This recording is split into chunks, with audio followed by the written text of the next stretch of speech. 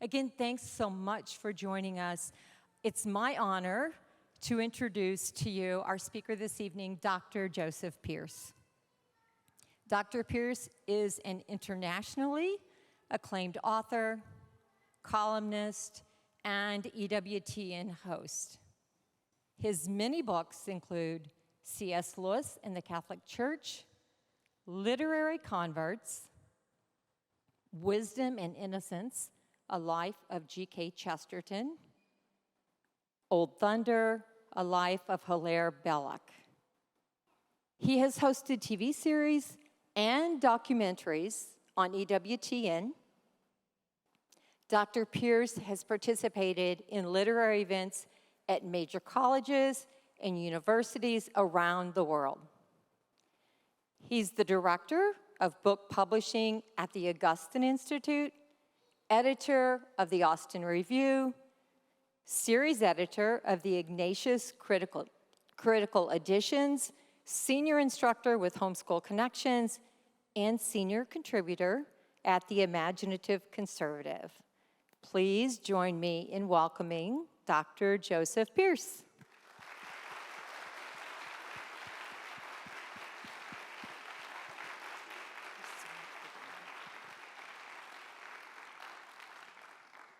Well, good evening, everybody, and thank you so much for coming. It's a joy to be here. As some of you may know, it's just mentioned in the kind introduction there that for 20 years, I've been editor of a magazine called the St. Austin Review. So I never knew I'd come to a school that was named after my magazine. So thank you. Actually, I'm assuming that the school is named after St. Austin of Hippo. Austin, of course, being an abbreviation of Augustine. Is that correct? Oh, really? Whoa!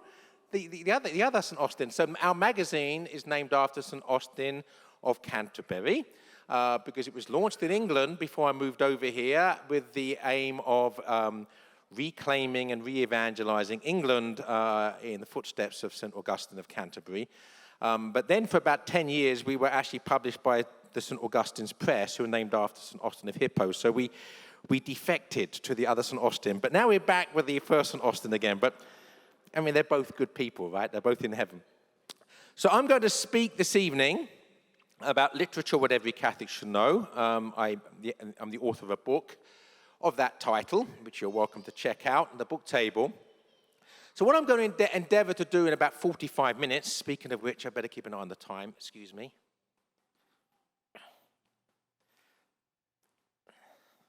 There we go.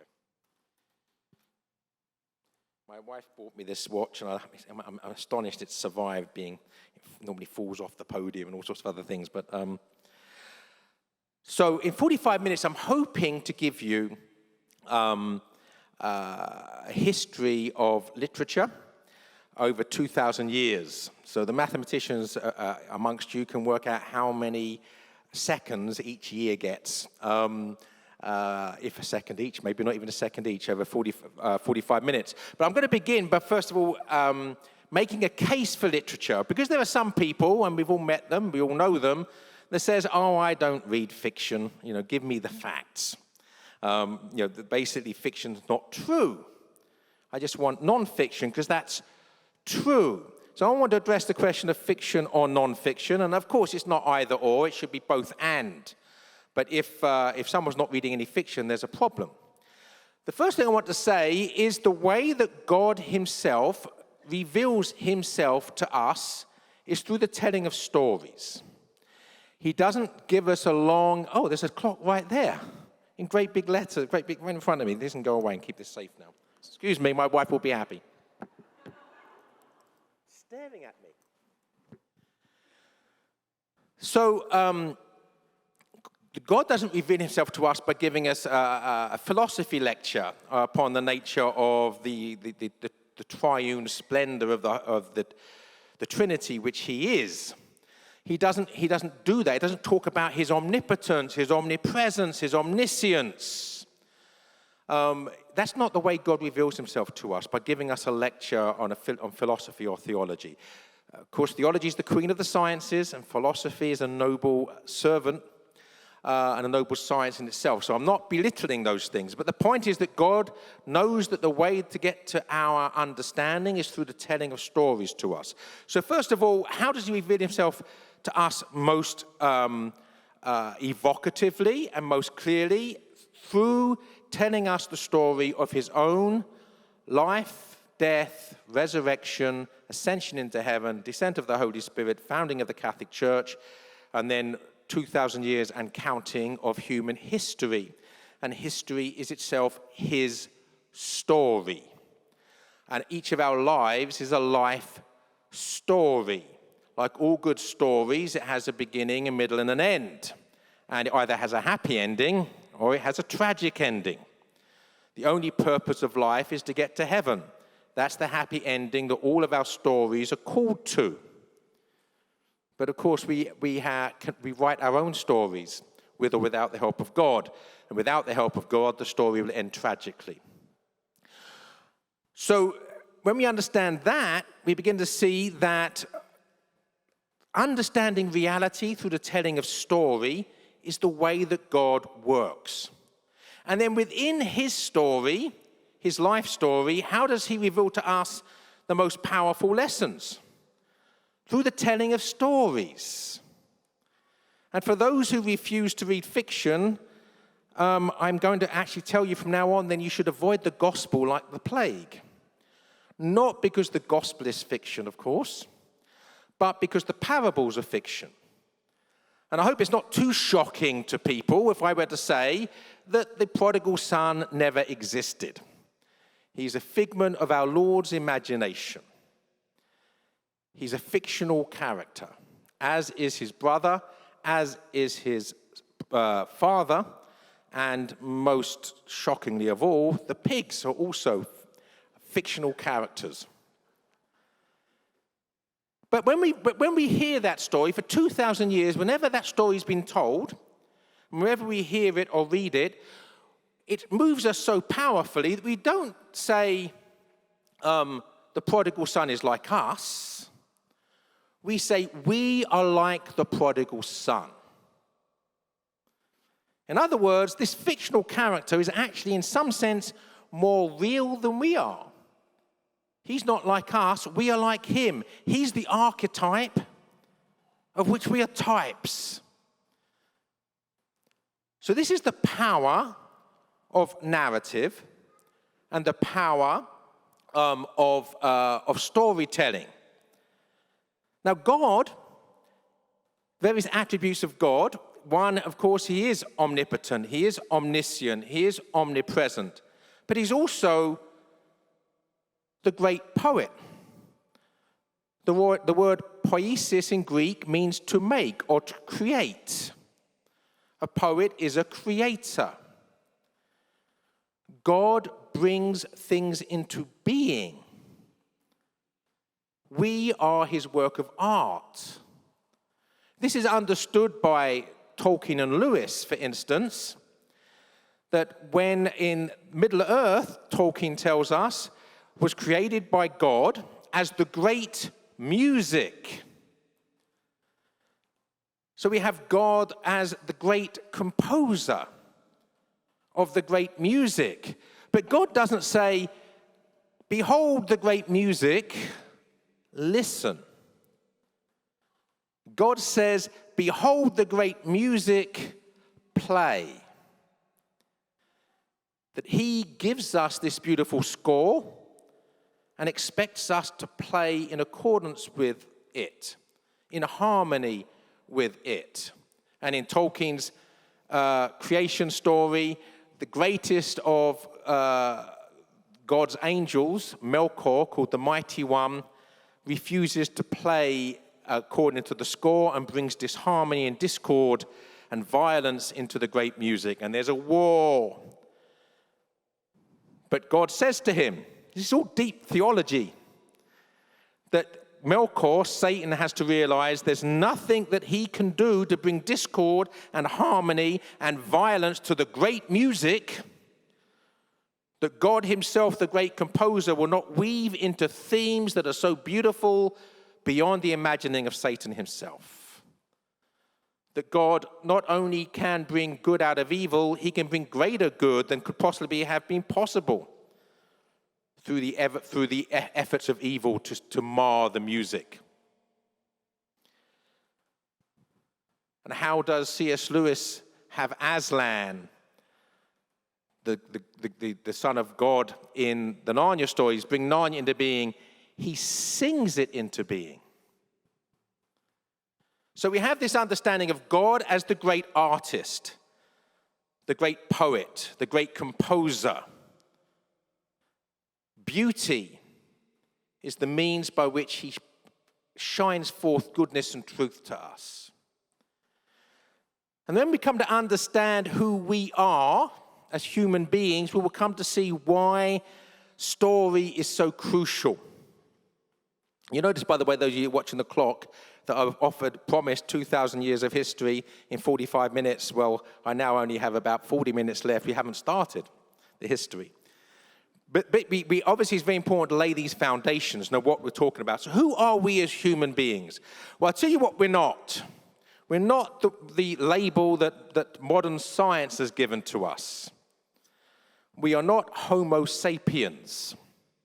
It's a very modern word, 200 years old. Earliest known use of it was the early 19th century. And it's a very dumb word for who we are. Because if you know your Latin, Homo sapiens means wise man. And if there's one thing that defines the history of the human species, it's not wisdom. In fact, on the contrary, every generation makes the same stupid mistakes as every previous generation because no generation is willing to learn the collective lessons that his story has shown to us. We seem to be invincibly ignorant of the lessons that history teaches us. Homo sapiens is not a good label for us. What we are, we have to go back to three other words, 2 Latin and 1 Greek, and we might as well take it in order and start with the Greek. A very old label for us, which is much more accurate than Homo sapiens, is Anthropos. And etymologists will argue about what the derivation, the root of that word is, but I take as my authority Plato, and that's good enough for me, and I'll rest on his authority. Plato said that Anthropos means he who looks up. And I sometimes talk about this as being in terms of the animal grazes, but man gazes. That the animal is constrained by and confined within his instinct. It does what it's programmed to do. We, on the other hand, have freedom, free will.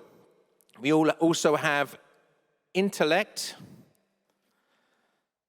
We also have a great desire, or should have a great desire, to wonder. And St. Thomas Aquinas basically talks about there being a 5-fold process of perception. How do we engage with reality? We engage with reality, first of all, with the one thing necessary to engage with reality is virtue. And specifically, the virtue of humility. And he says, if you have humility, you will have the fruit of humility, which is gratitude. If you have gratitude, your eyes will be opened in wonder. If your eyes are opened in wonder, you will be moved to contemplation. And it's only if we move to contemplation that we can experience dilatatio, dilation, the opening of the mind and the heart into the fullness of reality. So let's go those 5 again. Humility, gratitude, wonder, contemplation, dilation. When we're anthropos, as we're meant to be, then we look up in wonder with a sense of gratitude. and a move to contemplation, and see with Gerard Manley Hopkins, the poet, when we look at a leaf or a tree or anything else in creation, that the world is charged with the grandeur of God. We don't just see the tree, we see the maker of the tree in its beauty.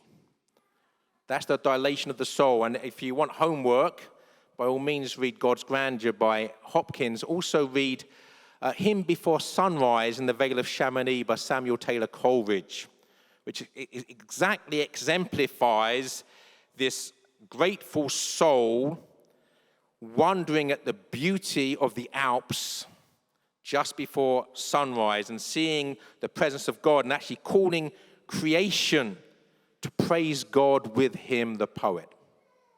Anthropos, he who looks up. And when we look up, by the way, we can look up in various ways. We can look up at the sun and measure how far the sun is away from us. We can work out how long it takes light to get from the sun to us. We can work out how hot the sun is. We can work out how far the sun is from other suns. We can look up, if you like, for want of a better word, scientifically. Or we can look up at the sun and praise God for the light by which we see. As the poet, the Catholic convert poet Roy Campbell did when he wrote a sonnet to the sun, which begins, "Oh, let your shining orb grow dim of Christ, the mirror and the shield, that I may gaze through you to him, see half the miracle revealed." So to perceive reality requires humility and the sense of wonder, which is the fruit of humility. Now, we talked about Plato, we talked about Thomas Aquinas. It's time to talk about another great philosopher that many of you might have read, that great female philosopher, Jane Austen. Great philosopher, not just a great novelist. And when she connected Pride and Prejudice, she knew what she was talking about. Because let's just take what St. Thomas Aquinas said. The perfect definition of pride is the absence of humility. Now, evil has no positive existence. It's a privation. It's the lack of something. It's the absence of light. It's the shadow. It's the nothing that remains when the goodness has been it's been neglected or hated. So, instead of having humility, we have the absence of humility, which is pride. If we have pride, we will not have a sense of gratitude. We'll have a sense of cynicism. If we don't have a sense of gratitude, our eyes will not be opened in wonder. They'll be closed cynically. And if they're closed cynically, then we won't be moved to contemplation. We will see with Macbeth that the world is a tale told by an idiot signifying nothing. We'll become nihilistic. There's nothing but nothing. And if we're not moved to contemplation, we don't have the dilation of the mind and soul into the fullness of reality. We have it shriveling and shrinking. And the other great philosopher, J.R.R. Tolkien, shows us a perfect picture of the consequence of pride and the consequent absence of the sense of wonder and contemplation in the character of Gollum. If we will not have the virtue of humility and choose pride and prejudice, which is its consequence. Okay, so if you have pride, you don't see what's there because your eyes are closed to what's there. In cynicism, you have prejudice. That if we have that pride and prejudice, our souls will shrivel. The proud person Gollumizes himself. So you see here our literature is showing us reality. And Tolkien, again, in his famous essay and lecture on fairy stories, says that fairy stories hold up a mirror to man. They show us who we should be, they show us who we are, and they show us who we shouldn't be. So who shouldn't we be? Well, we now move on to one of the other two definitions. Anthropos, the Greek, where we get words like anthropology. Now, homo superbus Homo superbus is proud man. The man who refuses to be who he's meant to be. The man who chooses his own prideful egocentrism over the struggle and adventure of self-sacrifice. Homo superbus is who we shouldn't be. Homo viator is who we should be. Homo viator means man on a journey, or traveling man, or pilgrim man, or man on a quest. Man who knows that the purpose of life is to get to heaven, and that there is no other purpose to life but to get to heaven. And if we fail in that quest, we are literally miserable losers. The problem is, of course, that all of us are both Homo viator and Homo superbus. That the struggle takes place within each of our hearts. As Alexander Solzhenitsyn said, the battle between good and evil takes place in each individual heart. The civil war in society takes place in the individual hearts of each of us. That civil war that's going on between the Homo viator we're called to be and the Homo superbus, which refuses to answer the call. That's the struggle. And that's the struggle not just in each of our lives, but that's played out in great literature. So now, it's 30 minutes left, 2,500 years, almost 3,000 years. So that's it's 1 minute a century. We'll begin with Homer. And basically go through some of the great writers. Obviously, we're just going to be a roller coaster ride. We'll start with Homer, so writing maybe 700, 800, even 900 years before Christ. So, we might be tempted, like the person who says he doesn't want to read fiction, he just wants to read fact. We might be tempted to think, well, I don't want to read pagans. I want to read Christians. And that might seem at first to be reasonable enough. But I would like you to see the paganism of Homer and Sophocles and Socrates and Plato and Aristotle the way that C.S. Lewis sees it. In his book, The Pilgrim's Regress, C.S. Lewis has a character called Father History, who talks about the landlord is the name in that allegory, that particular book, which charts Lewis's conversion to Christianity from atheism. Father History talks about the landlord, who's God. All the world belongs to the landlord.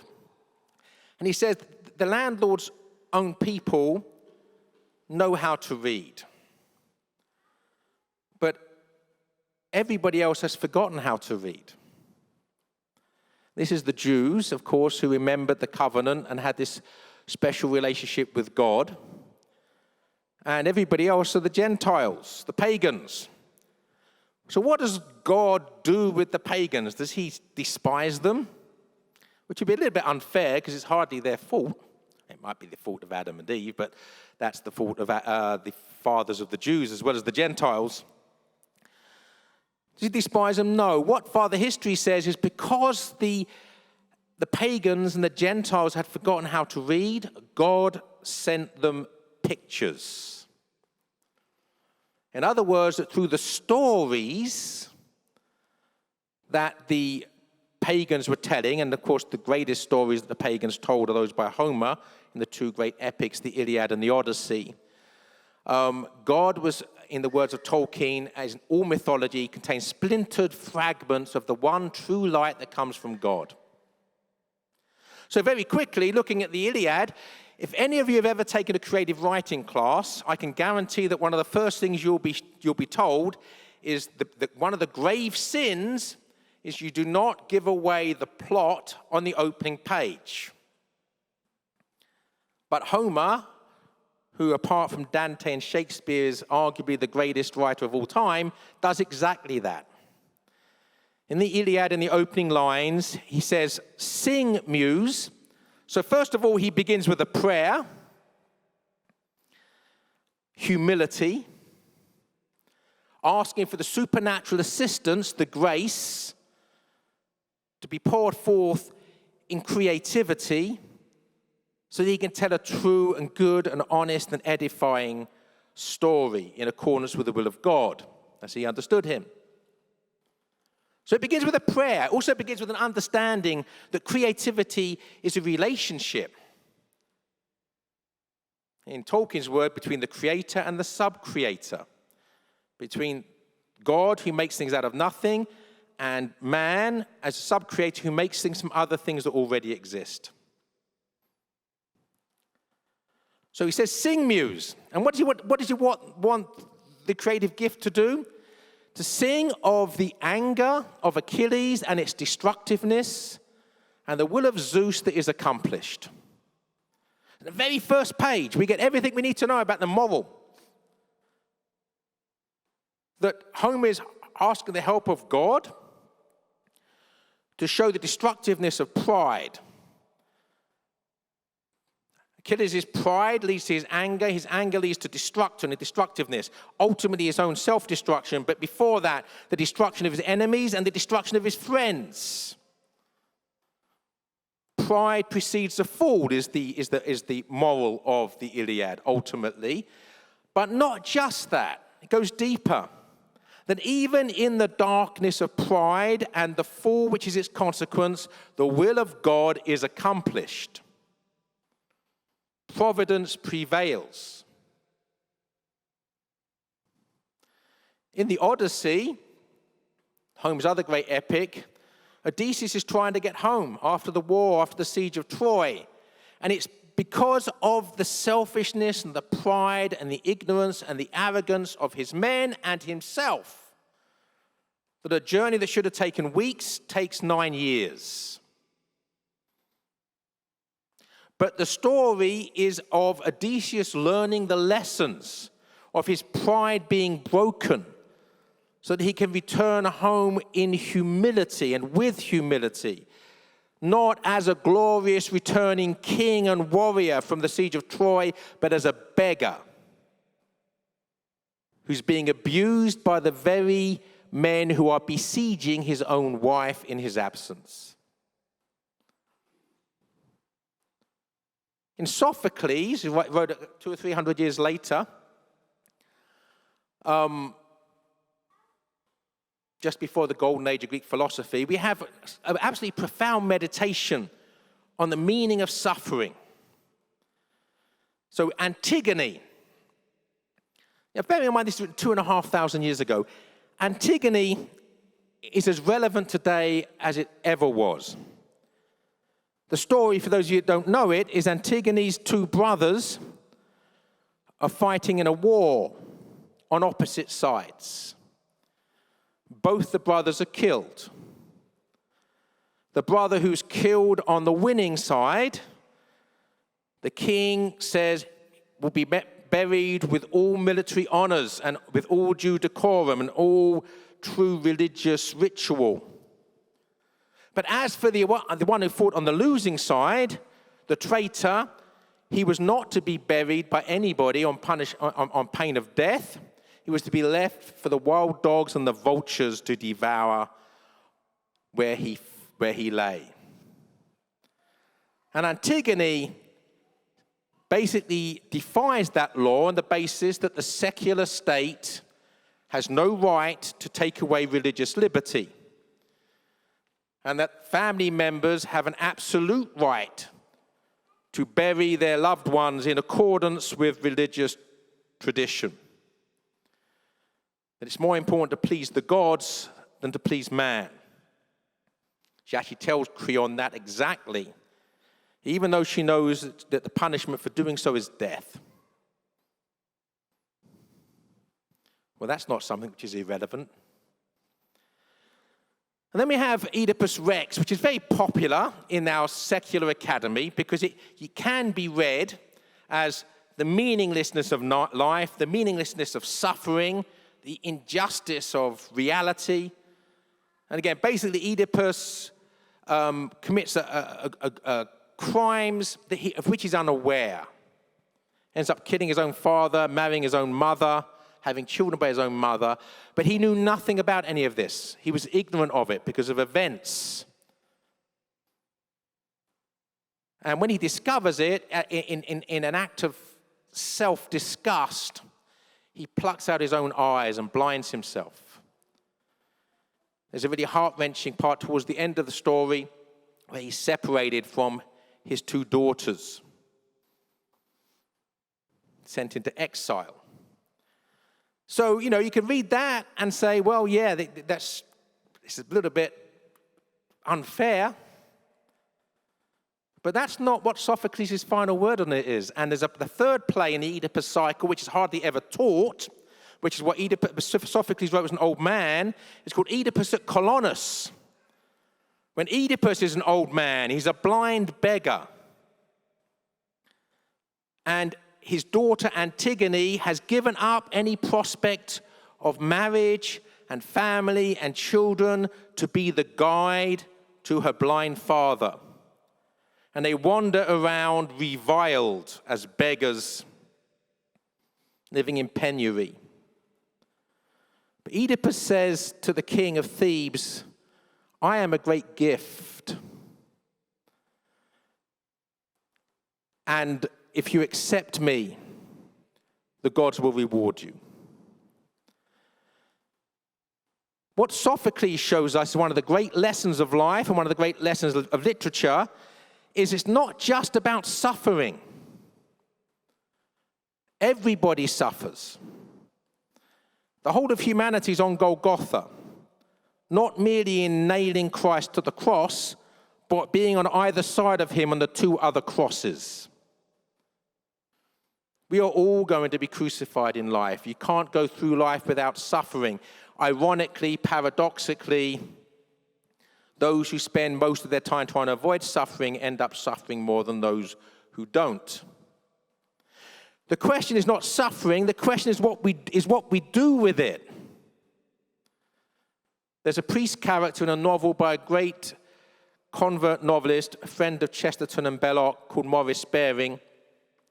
And in that novel, the priest says, the acceptance of sorrow is the secret of life. When you understand that, you will understand everything.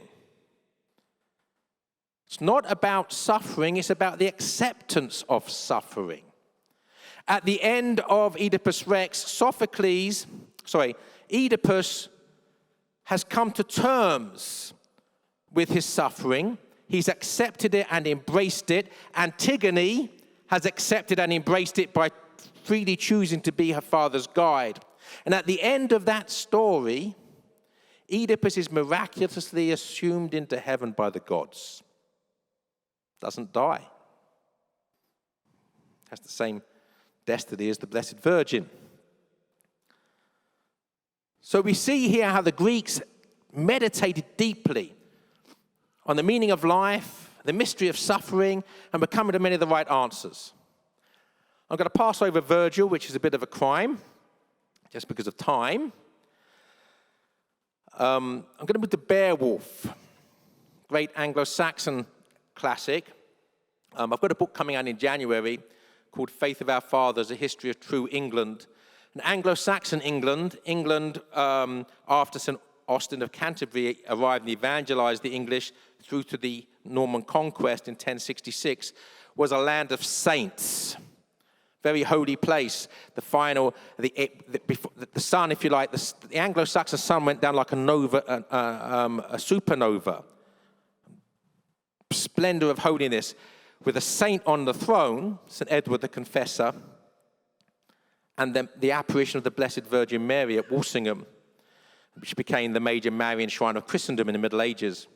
But anyway, Beowulf is from this period. And modern critics will tell you that Beowulf is not a Christian poem. Even so-called respectable critics like Harold Bloom will tell you that Beowulf is not a Christian poem. They concede that it was written by a monk, but the monk was probably not really Christian, going through the motions.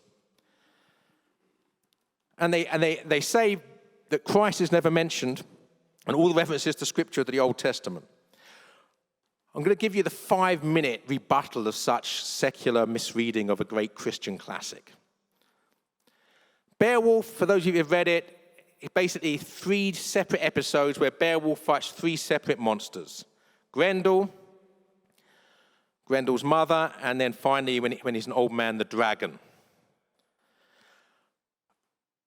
Beowulf was written at the same time as Bede was writing his ecclesiastical history of England. And those of you who read that know that one of Bede's preoccupation was the heresy of Pelagianism, which was an earlier heresy that particularly afflicted England and was quite clearly still a major influence in England and Ireland at the time that Bede was writing, and therefore at the time that the Beowulf poet was telling his story. This is significant. And if you think, oh, okay, this is dusty theology and history, what relevance does it have? Pelagianism is the most powerful heresy in the world today. It's just changed its name. It's the same thing. The name it goes by now is self-help. And if you go to Barnes & Noble, you won't have a religion section anymore. You'll have a spirituality section or something. And 80% of the books will be self-help books. And maybe 10% will be Christian. So Pelagianism is very much alive today. Because what Pelagius taught was that you can get to heaven through the power of your own will, through the triumph of your own will. All you have to do is to read the gospel and do what Jesus says.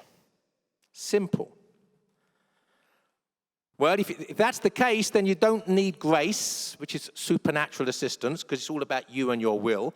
If you don't need grace, you don't need the sacraments. If you don't need the sacraments, you don't need the church. It's all about you helping yourself to heaven.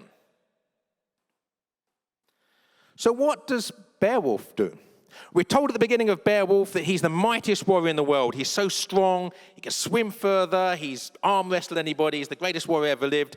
And he says, I can destroy Grendel, who's a demon. That's made perfectly clear at the beginning of the poem. He's not just a dinosaur, he's a dragon, right? He's demonic. I could destroy him with my own bare hands. Me. And he does. He rips Grendel's arm off. But then Grendel's mother gets very angry. And when he faces Grendel's mother, he's not just going to use his own strength, he's going to use a sword. And this is the most powerful sword that anybody's ever made. It's the whole list of enemies, it's killed, it's never known defeat in battle. So now we have man armed with the best of technology. And when he's fighting Grendel's mother, he finds that his own strength will not prevail, that the sword will not prevail, and indeed he's about to be defeated by the power of evil. And then, in the nick of time, a magic sword appears with inscriptions from Scripture, quotes from the Bible on the hilt. He grabs this supernatural sword, clearly representing grace, and by the power of God, not by the power of himself, he defeats evil. It's a profoundly orthodox poem about the error of Pelagianism or self-help heresy. The third part of the poem, the no Christian significance. I mean, these people are blind. You have to learn to read literature with allegory in mind.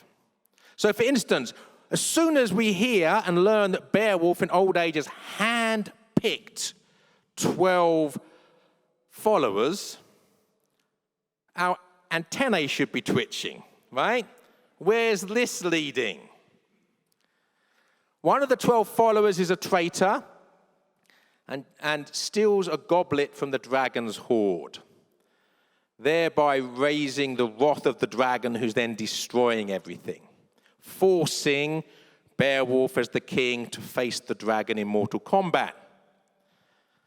So he and his hand-picked companions go to face the dragon, and all of them except one run away into the woods, leaving just one Wiglaf to stand beside him.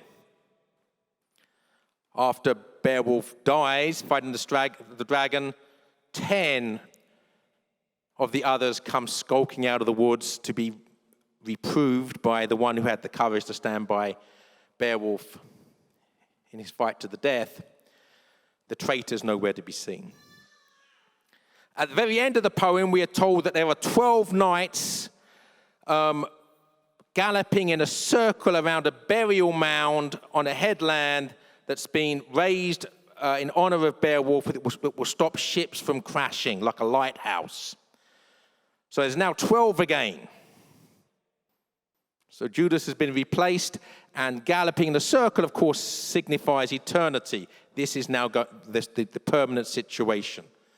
So the third part of the poem is a meditation upon the gospel, and especially the passion of Christ.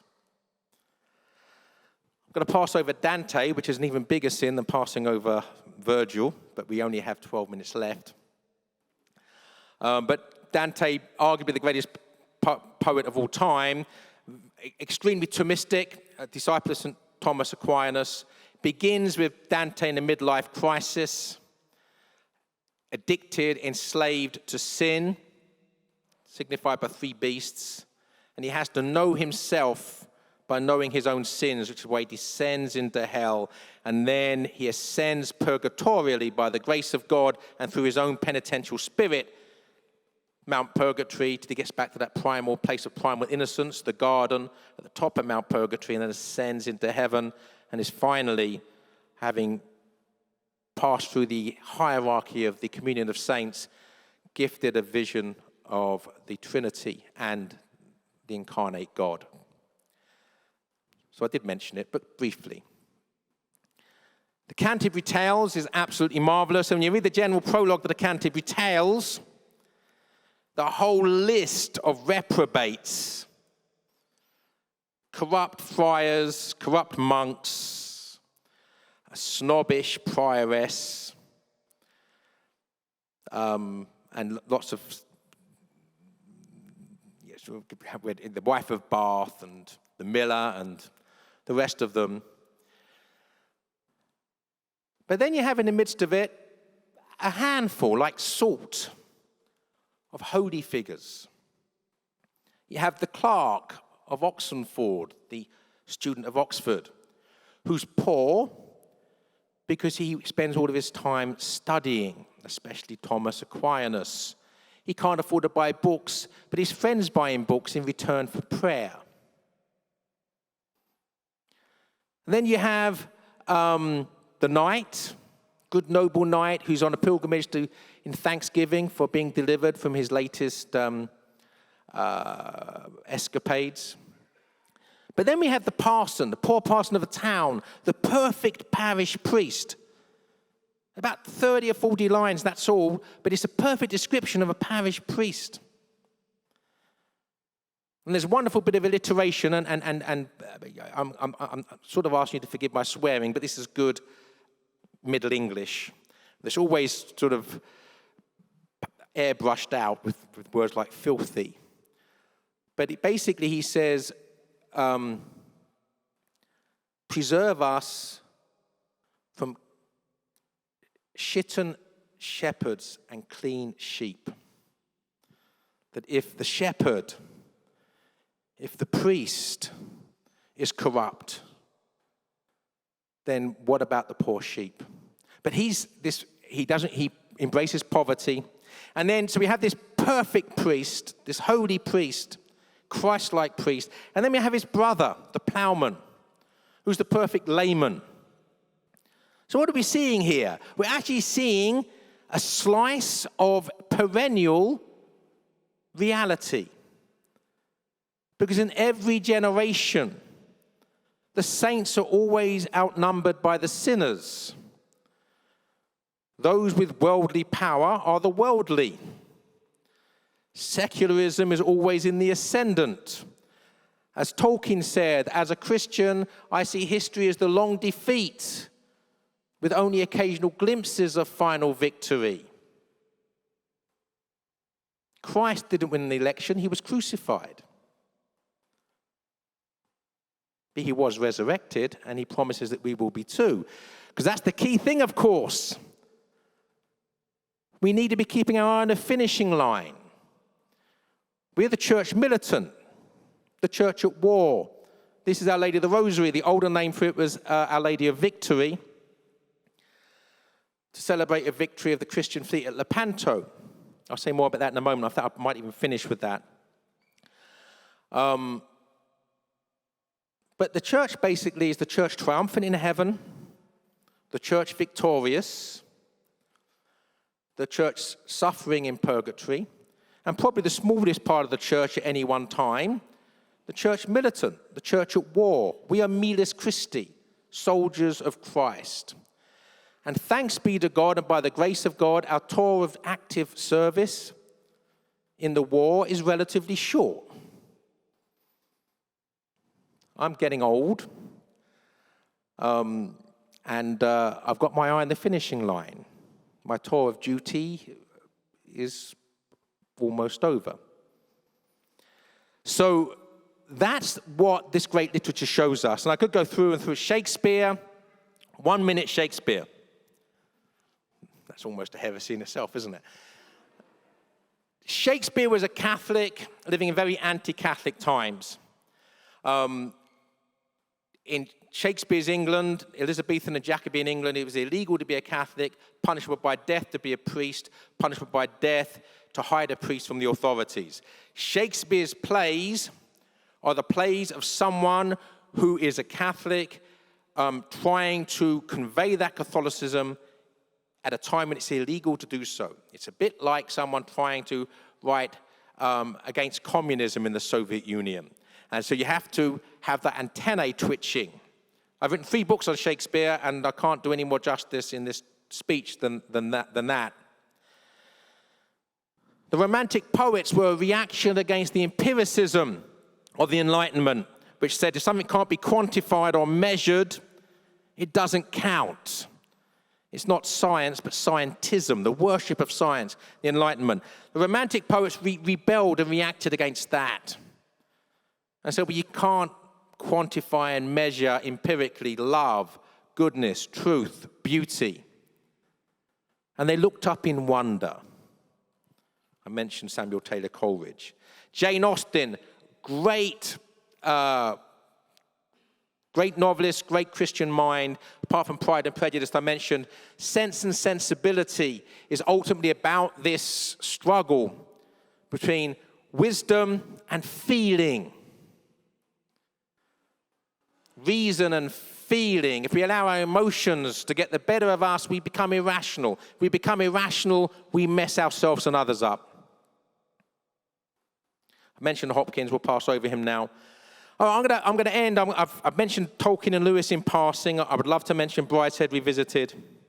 No time. I'm going to finish with Chesterton just because of the day that today is. This is not the way I would normally end this talk. But today, as I said, is the 450th anniversary of the victory of the Christian fleet over the Muslim fleet at the naval battle of Lepanto in the Mediterranean.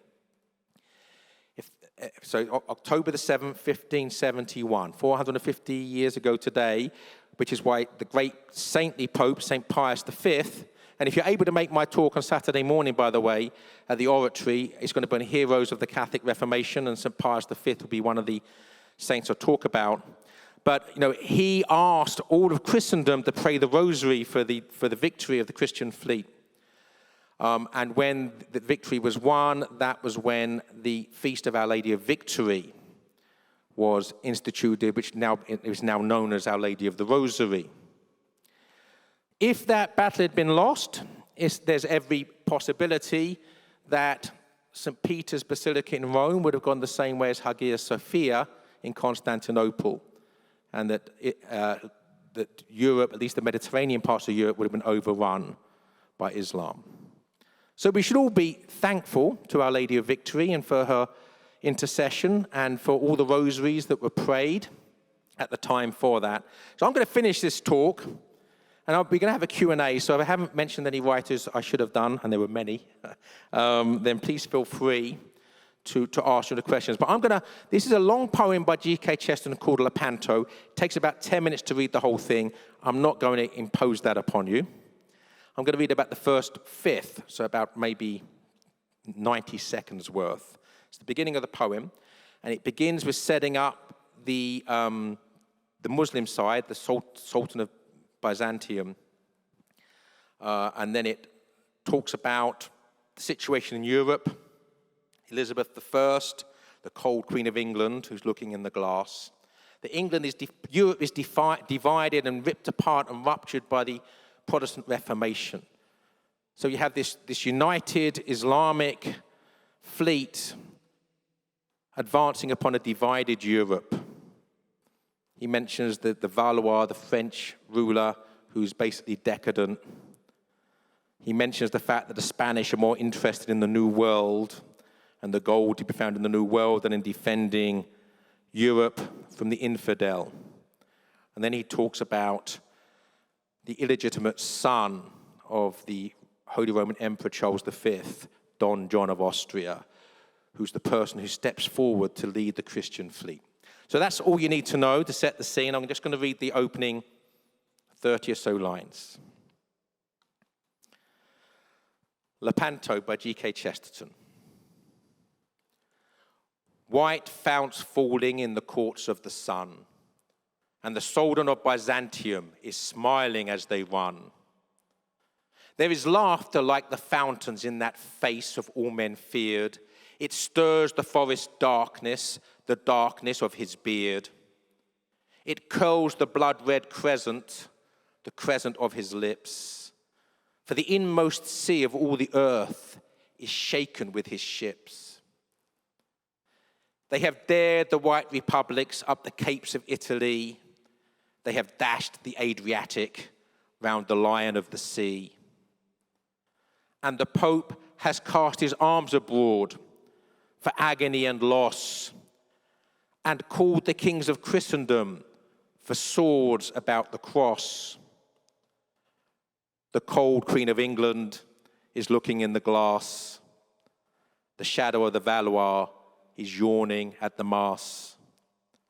From evening isles fantastical rings faint the Spanish gun, and the Lord upon the golden horn is laughing in the sun. Dim drums throbbing in the hills half heard, where only on a nameless throne a crownless prince has stirred. Where, risen from a doubtful seat and half a tainted stall, the last knight of Europe takes weapons from the wall. The last and lingering troubadour to whom the bird has sung, that once went singing southward when all the world was young. In that enormous silence, tiny and unafraid, comes up along a winding road the noise of the crusade. Strong gongs groaning as the guns boom far, Don John of Austria is going to the war. Still flags straining in the night blast cold, in the gloom black purple in the glint old gold. Torchlight crimson on the copper kettle drums, then the tuckets, then the trumpets, then the cannon, and he comes. Don John laughing in the brave beard curled, spurning of the stirrups like the thrones of all the world, holding his head up for a flag of all the free.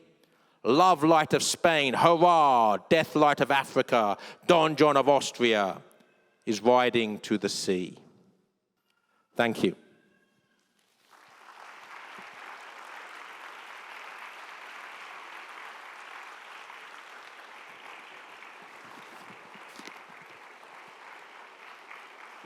Thank you very much. 10 to 15 minutes for questions? Is that okay? So if you have any questions, now's the time. I've left loads of things out and writers, so. On the mic To the audience. The microphone there, there's a microphone at the front there if people want to come up so we can all hear. Or if I stunned you all into silence. There's a hand up over there.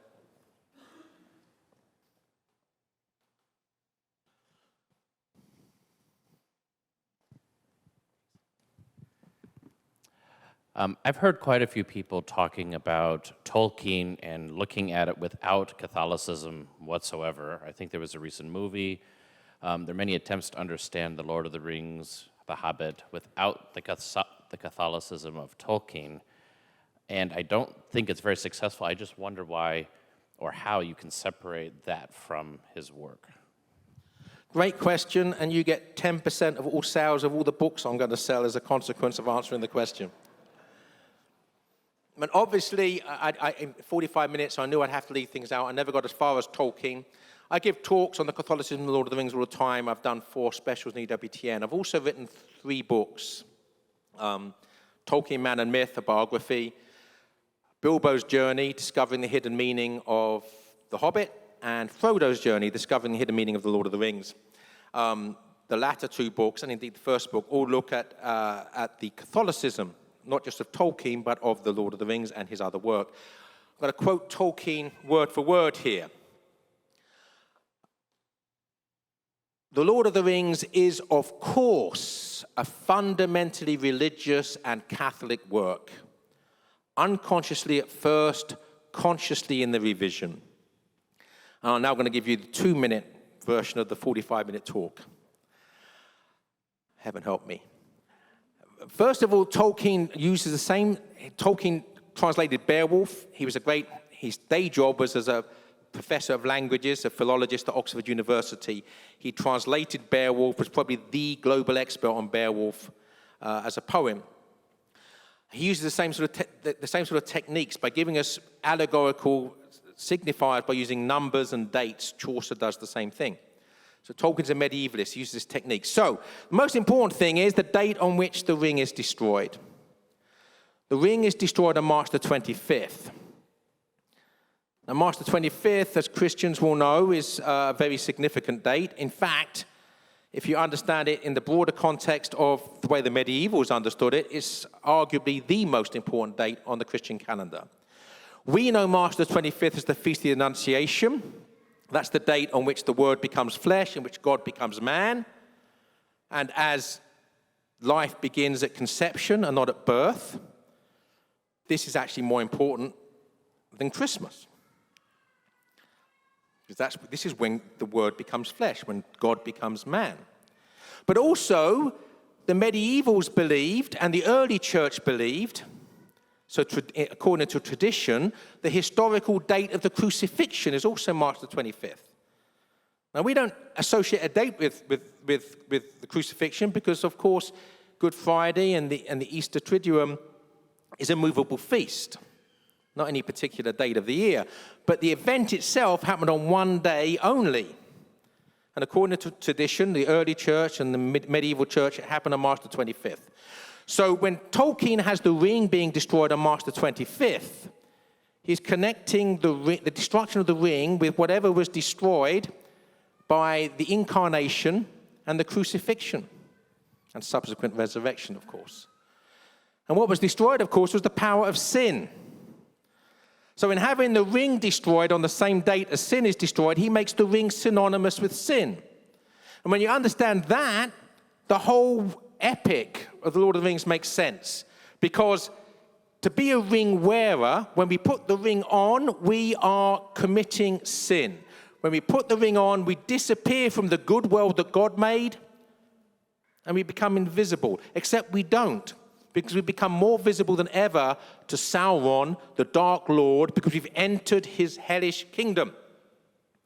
And we're told, by the way, by Tolkien in the Silmarillion, Sauron is the greatest of Melkor, in other words, Satan's servants. Sauron is the greatest of Satan's servants. He's a demon. The power of the ring is his. The power of sin is his. So if you wear the ring, you're a sinner. If you wear the ring habitually, you become addicted to it. So you become possessed by your possession of it. If, however, instead of wearing the ring, you have the courage to bear the ring, bearing it, not wearing it, you're carrying the weight of sin without committing the sin, you're carrying the cross. So in this sense, Frodo Baggins as a ring bearer is a cross bearer. And Frodo Baggins and the Fellowship of the Ring leave Rivendell on December the 25th. Frodo and Sam arrive at Mount Doom, Golgotha, on March the 25th. So the journey from Rivendell to Mount Doom is the life of Jesus Christ from his birth to his death, with Frodo as the cross bearer. So that's just, and I could carry on. But buy the book.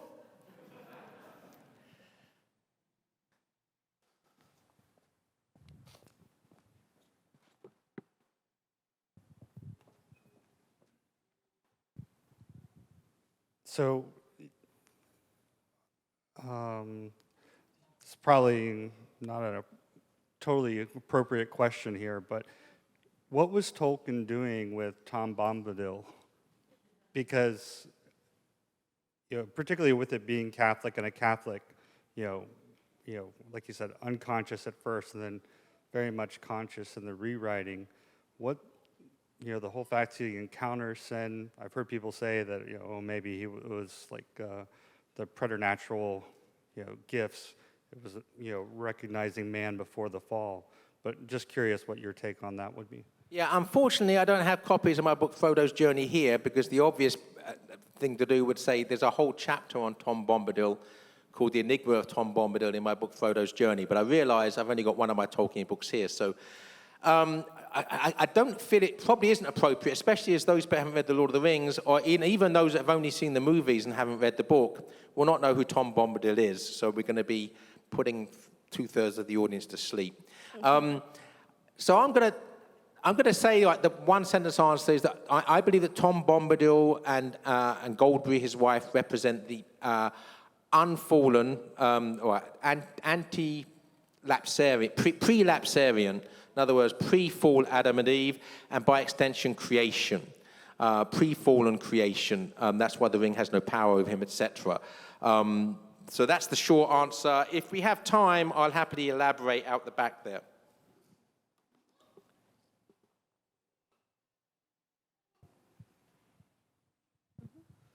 Yeah, thank you so much for being here and sharing your talk with us. Very much appreciated. You gave us many great examples throughout history of great literature. I'm wondering, are there any sort of forgotten or off the beaten path pieces that you would suggest are particularly relevant for our times? I've been rereading Chesterton's Ballad of the White Horse, for example, but any others that you feel that don't get as much attention that could be very relevant for us today? That's a huge question. Obviously I only looked at the classics here. Great literature comes in many sizes and guises.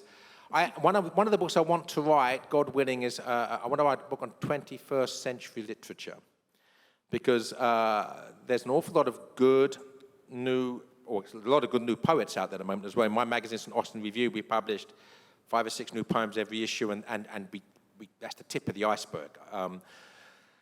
But there's also some great novels being written now. The problem is that Chesterton and Belloc could swim in the mainstream. That if you try to get published by a mainstream secular publisher now, they will demand that you have positive appraisal of same-sex relationships and the rest. And if you won't rewrite your novel to accommodate that agenda, they just won't even read it. So it's very difficult. So the point is that we find ourselves in terms of a Catholic revival in the catacombs. And that actually should give us great source of joy. We're not meant to be worldly. We're not meant to be worried about wearing the laurel wreaths of the world and be accepted by the world. We're meant to be witnessing to Christ. And so the problem is, one of the talks I give is on the Catholic cultural revival, which basically covers from the conversion of Newman in 1845, with some earlier stuff, but basically that until maybe the death of Graham Greene in 1990, so 150 or so years. But then one of the questions I used to hate being asked, well, what's being written today? Now, 15 years ago, my heart sank. But now, the truth is, there's a great deal of great things being written today. The problem is, we have a real Catholic cultural revival going on, but Catholics themselves, the market for it, are ignorant and oblivious of it. So what we need to do, all of us, is to tap into and make a point of finding out what new Catholic fiction is being written and buy it. Because then you actually have an authentic market, and these authors aren't just selling a few thousand books, but perhaps a few tens of thousands of books, and maybe manage to support their own family in so doing. We should be spending our money on the goodness, truth, and beauty of a bona fide Catholic cultural revival. So we shouldn't be spending our money on junk. and secular stuff. So that's the first thing I would say. You know, where do you find this stuff? My magazine, the St. Austin Review, there's a magazine called Dappled Things, but look at the fiction section of Ignatius Press or Tan Books, or the other Catholic publishers, Cluny Media, Angelico Press. There are presses out there, Chrism Press now, it's a Catholic imprint, a new Catholic imprint from a Protestant publisher. And there are, I mean, I've got 2 or 3 long shelves of Catholic novels published in the 21st century. So there's plenty out there, but we need to be finding it. And so that's a quest I would suggest that all of you embark upon, is to at least read one contemporary piece of Catholic literature for every, say, 2 classics and other things that you might read. That way we will actually have a living culture. We do have a living culture, it's just that the writers and poets and artists, there's a Catholic Writers Guild, there's a Catholic Artists Guild, but they're largely preaching to the choir because the rest of the congregation are not paying attention.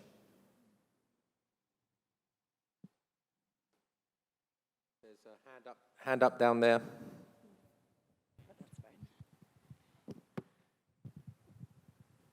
Joseph, I don't know how much you know about Owen Francis Dudley or Robert Hugh Benson, but there are a lot of smaller names than your Chesterton and so forth. I was wondering where you put them in your spectrum.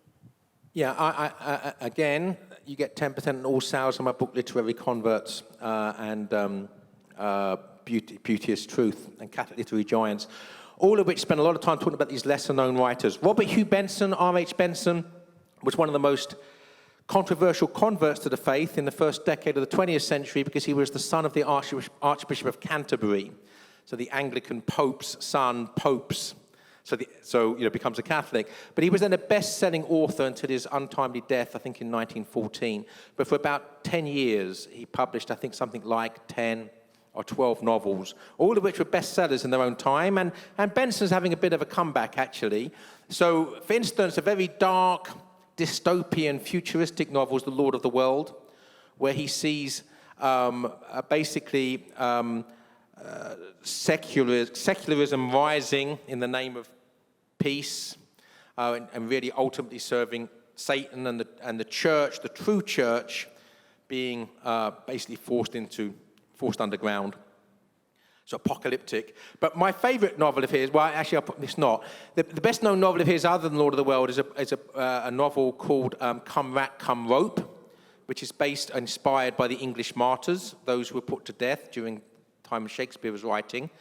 Come Rat, Come Rope was a famous saying by the Jesuit martyr, St. Edmund Campion, that basically we'll spread the gospel here, come rat, come rope. You can hang us, you can torture us, but we're still going to keep coming back. So there's that. But my favorite actually is a novel of his that's not in print and needs to be, called Richard Raynal Solitary, which is actually set in late medieval times, and it's just a beautiful book about a holy Catholic hermit and his efforts to make the secular world holier. And a beautiful book. Yeah, Maurice Baring, by the way, is another. I've been interviewed recently, actually. This is weird. Interviewed recently by a Polish publication about Maurice Baring and by a Brazilian publication about Maurice Baring. He, again, was a best-selling novelist, a convert to the faith under the influence of Chesterton.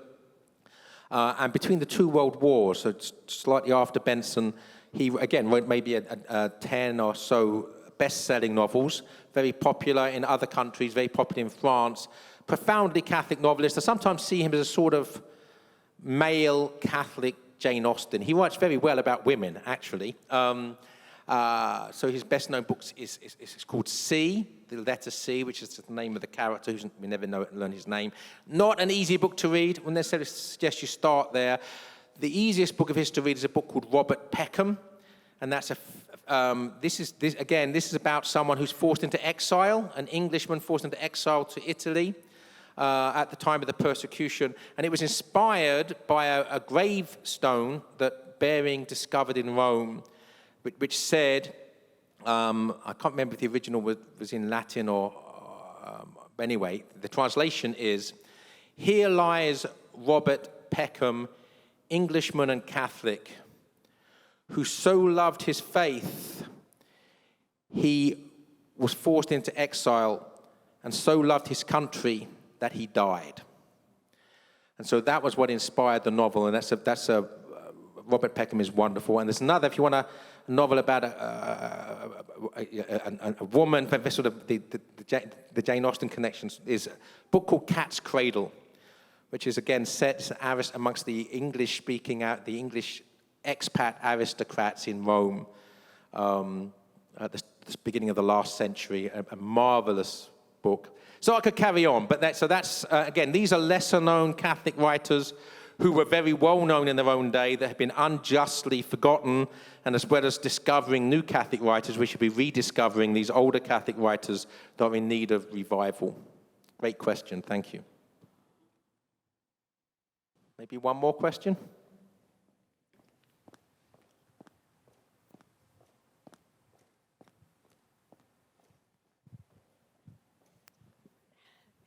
I'm going to tone it down a little, but I guess I was wondering if you could tell us what your favorite works for our children would be to learn to love what's good, true, and beautiful.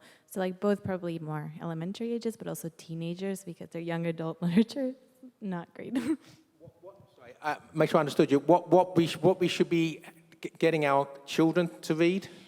Yeah, I guess I'm just trying to think of how we can cultivate their love of goodness, truth, and beauty. And obviously the epics and Tolkien and Lewis, they're great, but if you have any other like favorites. Yeah, I mean, it's obviously it's difficult, and I just give you what we've done with our. So we got married late. We've had 7 kids, 4 miscarriages, 1 daughter who's stillborn. So we only have 2 children with us. The eldest, Leo, has Down syndrome, autism. He's 19. We have a 13-year-old daughter. So this all appertains to her, not to any of the others. But what we used to do, I used to read to her before prayers, and then when she went upstairs to bed, her mother would read to her, and I used to read all the British children's literature, and she used to read the American. So The Little House, which I've still never read, and Little House books, and Anne of Green Gables, and all that, American and Canadian stuff.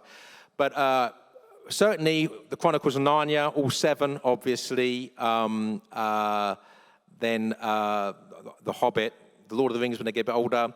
But Wind in the Willows is great. And if you haven't discovered it, if you've got children, say, from the age of 6 or 7, the Arthur Ransom books, Swallows and Amazons was the first. And these are just great books about kids playing on boats and such like.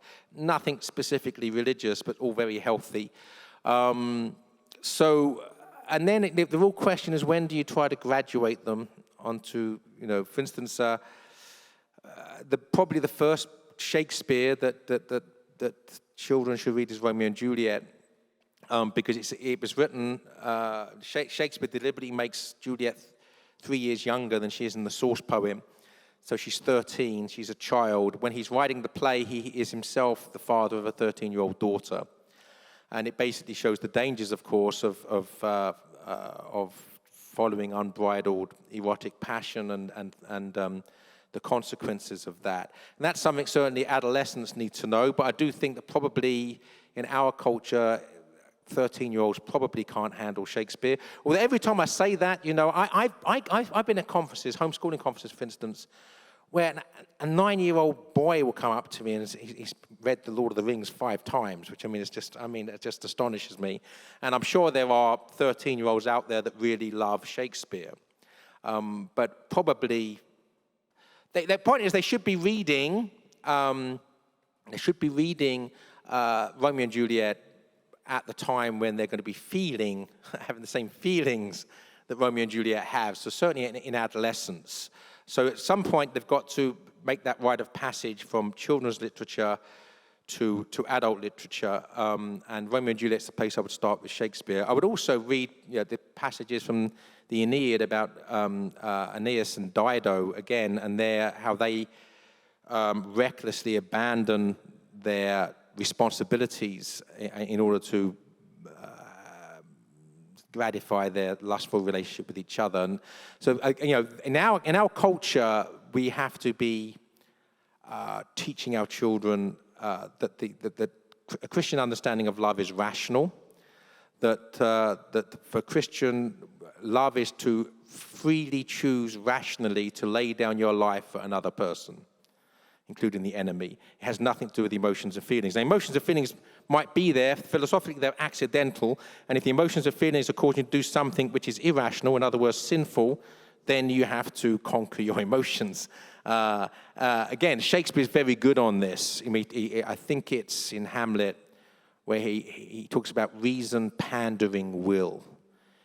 You know, if we don't have our will subject to our reason, then we will end up, our will, which will be our selfish will actually possess us and cause us to cause a lot of damage to ourselves and others.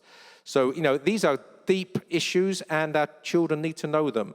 But obviously, every family is different. Every child is different. Every relationship between parents and children is different. So I don't think there's a one-size-fits-all, but there is a prudential judgment that's necessary for parents as to when, if you like, to get their children to grow up in terms of what they're reading. Very difficult question with which to finish. Thank you, I think. God bless. Thank you.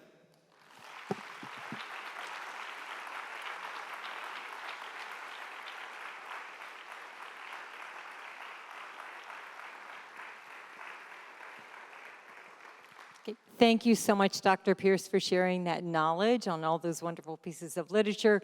Everyone, again, thanks for joining. We have a reception. Please join us for the reception. And please go by the book table, okay? Thank you so much again. God bless.